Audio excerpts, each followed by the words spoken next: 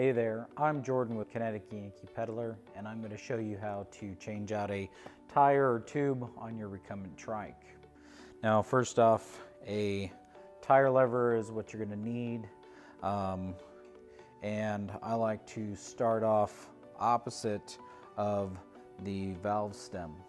Now I'm going to insert the tire lever and hook the sidewall, pull it on, and we're just going to try to get the tire off the rim, and this just slides. So sometimes people use two. I prefer to just use one. That's kind of a personal preference. Now at this point you can take the dust cover off of the valve and the little lock ring, because this is a Presta valve. If it was a Schrader valve, you don't have to worry about that.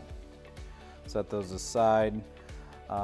Some people will just remove the tube and not even take the tire off. I prefer to take the tire completely off so I can visually inspect everything. So we're going to try to get the other side off. You can either try to use your hands to pop it off, or you can use the tire lever. Now that we've got the tire and tube off, now it's time to inspect it and see what caused the flat in the first place.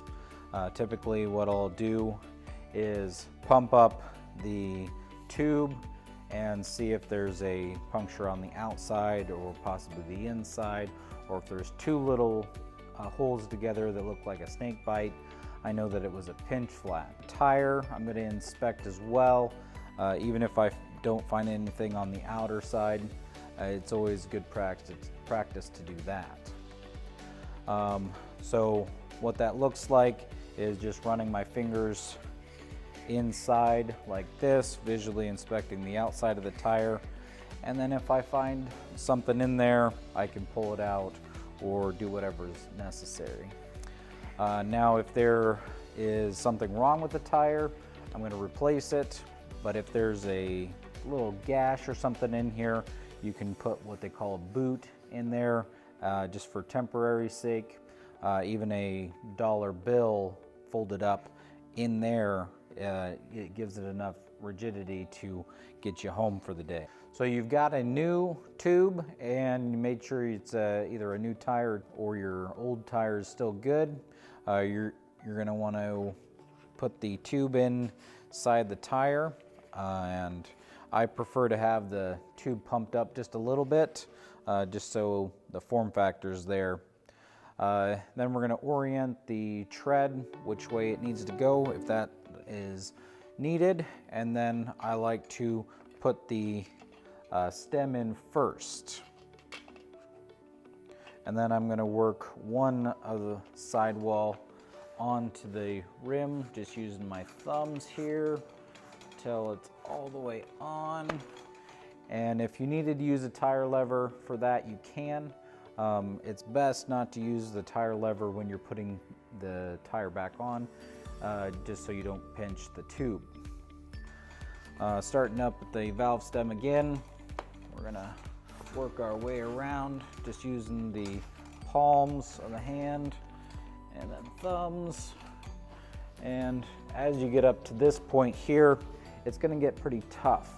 And if it's necessary, like I said before, just go ahead and use the tire lever to pinch in there and pull over. And it can be a little tough, so sometimes you just got to keep working at it. One more thing I'm going to do, just for precaution's sake, is at the valve stem, sometimes it bunches up underneath the tire and can come outside, and that can be an issue. When you start to pump up, you'll see the tube pop out. So to prevent that, I'm going to shove the valve stem in and then pull back out, and that frees that all up. And that's the same whether it's a Presta valve or a Schrader valve. So now we got the tire on and ready to inflate. So what I like to do is start pumping it up a little bit at a time and make sure that the bead is seated all the way around on both sides. So you might be wondering, what tire pressure should I have my tires set at? And on the sidewall, it'll have a range. This one is 55 to 85 psi, and the higher you are on that spectrum, the faster it'll roll, but the rougher feel it'll be. And then on the lower end, the softer the ride will be, the more effort you're going to have to put out.